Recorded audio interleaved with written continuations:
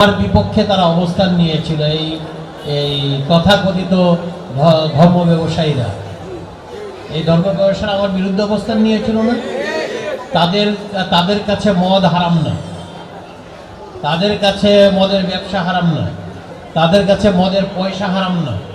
মদের পয়সা দিয়ে তারা মসজিদ করতে পারে, মদের পয়সা দিয়ে তারা মাদ্রাসা করতে পারে। কিন্তু আমরা যখন ভালো কথা বলি, বঙ্গবন্ধু যখন মদকে নিষেধ করেন, জোয়াকে নিষেধ করে দিয়ে আইন করেন 72 সালে, তখন সেটা তাদের কাছে ভালো লাগে না। তো যাই হোক, আমি তাদের সম্পর্কে বলতে চাই না। আমি বলবো, আপনাদেরকে আমি নিশ্চয়তা দিতে পারি যারা মুসলমান আছেন এখানে তাদেরকে, যে আপনারা এই এই নববর্ষের মধ্যে ধর্ম বিরোধী কিছুই নেই।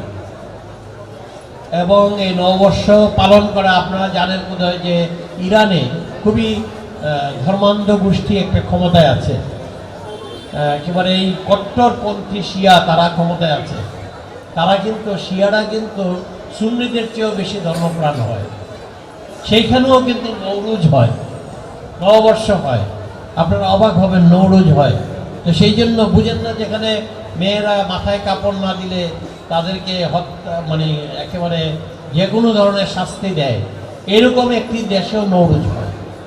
অথচ আপনাকে বলবে কি যে এখানে আপনি নববর্ষ পালন করতে পারবেন না। যাই হোক, নববর্ষের মধ্যে ইসলাম বিরোধী কিছু নেই। আমরা যে শহীদ মিনারে যে আপনার দেই, পুষ্পমাল্য দেই, এইটার মধ্যে ইসলাম বিরোধী কিছু নেই।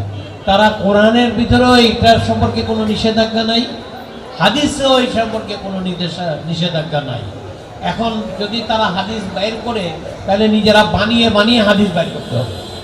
তারা যদি কোরআনের আয়াত নিয়ে আসতে চায়, তাহলে তাদেরকে কোরআনের আয়াত বানিয়ে নিয়ে আসতে হবে।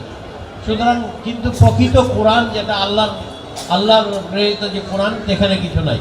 এটা আমি আপনারা যারা মুসলমান আছেন তাদেরকে নিশ্চয়তা দিতে পারি, এবং তারা যে আপনারা এখানে এসছেন সেই জন্য আমি আপনাদেরকে ধন্যবাদ জানাই।